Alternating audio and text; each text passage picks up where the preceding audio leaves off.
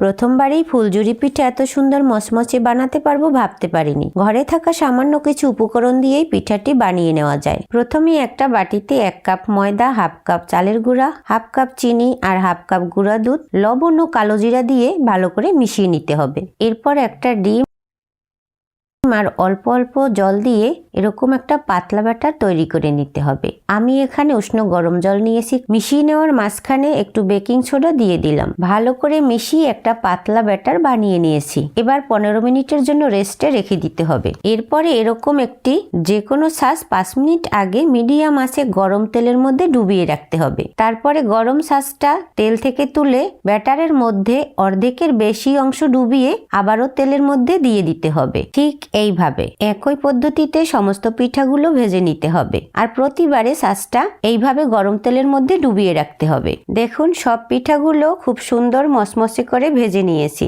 আর খেতেও কিন্তু দারুণ সুস্বাদু হয়েছিল। এই পিঠাটা আরো সুস্বাদু করার জন্য সামান্য একটু এলাচের গুঁড়া দিয়ে দিতে পারেন, তাহলে আর ডিমের আষ্টে গন্ধ আসবে না। রেসিপিটি ভালো লাগলে অবশ্যই চ্যানেলটিকে সাবস্ক্রাইব করে দিবেন। হ্যালো বন্ধুরা, আজকে বৃহস্পতিবার, গুরুবার। আজকে দিনে অনেকেই কিন্তু আমরা নিরামিষ খেয়ে থাকি। তো হঠাৎ করে মনে পড়ে গেল আমার ফ্রিজে তো তালের রস আছে, সেই তালের রস দিয়ে আজকের নতুন একটা খাবার তৈরি করে নিই। এবার সরাসরি চুলায় কড়াই বসিয়ে তালের রস দিয়ে দিলাম। তালের রস কিছুক্ষণ ফুটিয়ে নেওয়ার পরে অল্প কিছু নারকেল কোড়া দিয়ে দিয়েছি। নারকেল কোড়া দিয়ে আরো 4-5 মিনিটের মতো নেড়েচেড়ে ফুটিয়ে নিয়েছি। এই পর্যায়ে দিয়ে দেব চিনি। আমি এখানে 3 থেকে 4 চামচের মতো চিনি দিয়ে দিলাম।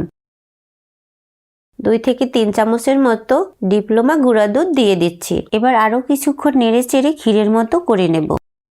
এবার একটা পাত্রে নামিয়ে নেব। আপনারা চাইলে মুড়ি দিয়ে, রুটি দিয়েও কিন্তু এই তাল ক্ষীর খেতে পারেন। বন্ধুরা, পেঁয়াজ রসুন কাটতে গিয়ে আপনি কি কান্না করে দিচ্ছেন? তাহলে এই নিয়মটি জেনে রাখুন। প্রথমেই যেটা করবেন, পেঁয়াজ রসুনের খোসা ছাড়িয়ে সেই চোখের জলে ভিজিয়ে রাখুন। এরপর একটি গ্রেটার ও বাটি নিন। তারপর একটা একটা তুলুন আর ঝাপাঝাপ ঘষতে থাকুন, তবে হাতে যেন লেগে না যায়। একইভাবে রসুনগুলোও ঘষে নিন। তারপর গ্রেট করা পেঁয়াজ রসুনে একটু সয়াবিন তেল মিশিয়ে নিন। এরপরে এরকম ধরনের যে কোনো একটি বক্স নিন। এবার বক্সের মধ্যে রেখে আপনি ডিপ ফ্রিজে রেখে সংরক্ষণ করতে পারেন। আর রান্নার 10 মিনিট আগে বের করে আপনি রান্নায় ব্যবহার করতে পারেন। এভাবে রান্না করলে আপনার সময়ও বাঁচবে আর আপনার চোখের জল থেকে মুক্তি পাবেন। কখনোই আর কান্না করতে হবে না। ভিডিওটি ভালো লাগলে লাইক, কমেন্ট, শেয়ার অবশ্যই করবেন। হ্যালো বন্ধুরা, ফুটান্ত গরম জলের মধ্যে মুগ ডাল দিয়ে আজকের আমি দারুণ একটি রেসিপি রান্না করে নেব। রান্নাটি করার জন্য প্রথমেই মুগ ডালগুলো হালকা করে ভেজে নিতে হবে। তারপর একবার একটু ধুয়ে নিয়ে গরম জলের মধ্যে দিয়ে দিন। এবার অল্প পরিমাণ লবণ দিয়ে একটা ঢাকা দিয়ে ডালগুলো হাফ সিদ্ধ করে নিতে হবে। ডালের মধ্যে আগে থেকে কেটে রাখা লাউ দিয়ে দেব। এবার সামান্য একটু হলুদের গুঁড়ি, স্বাদমতো লবণ আর কয়েকটা কাঁচা লঙ্কা চেরা দিয়ে ঢাকা দিয়ে দিন।